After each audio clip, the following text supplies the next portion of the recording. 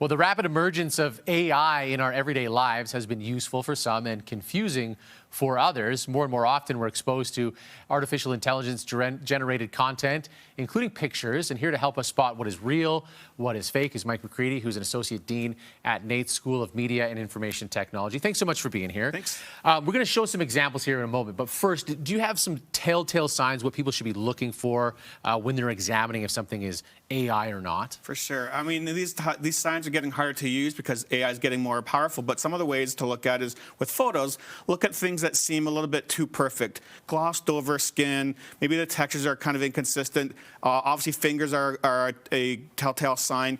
Those are some of the ways with photos. With videos, it's maybe having lip sync not quite matching up with the audio, having some of the textures not quite correct. Also, physics and kind of objects occupying the same space are some ways to tell videos if they're AI created. Okay, you certainly have to be diligent about this. So let's put up a photo here. This is one that you sent us.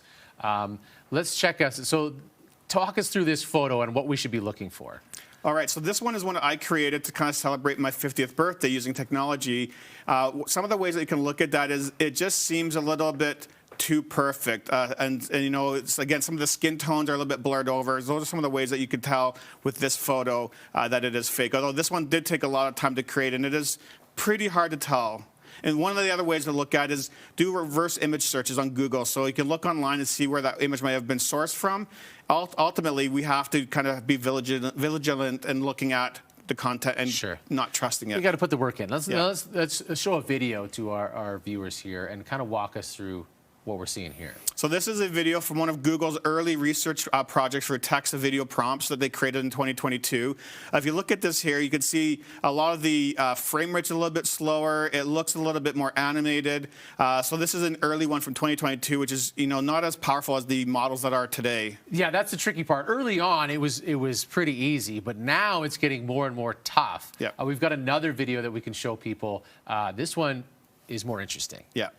This one is actually from Google's latest model, VO 3.1, just came out this year.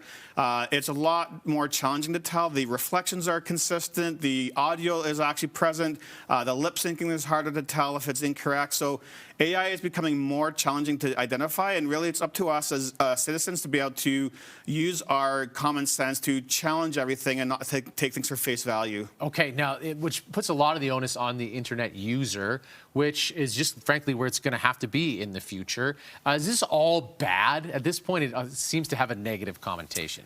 No, there's a lot of great things. So for me, it allows us to empower the creator to maybe go beyond their original ability. It allows people to brainstorm and to ideate, to create new content that doesn't exist. So there are a lot of positive outcomes of using generative AI. What would you say to people who are looking at this right now unfamiliar and would rather just run and hide from it all than try to deal with it? The reality is this tool is not going away, similar to the internet. So there's more prepared you are to identify and to use these tools, the better you will be in business and in life. Okay. Good advice, because certainly the technology is rapidly expanding and you're going to have to keep on top of it. Mike, thanks so much for being here. Thank you so much.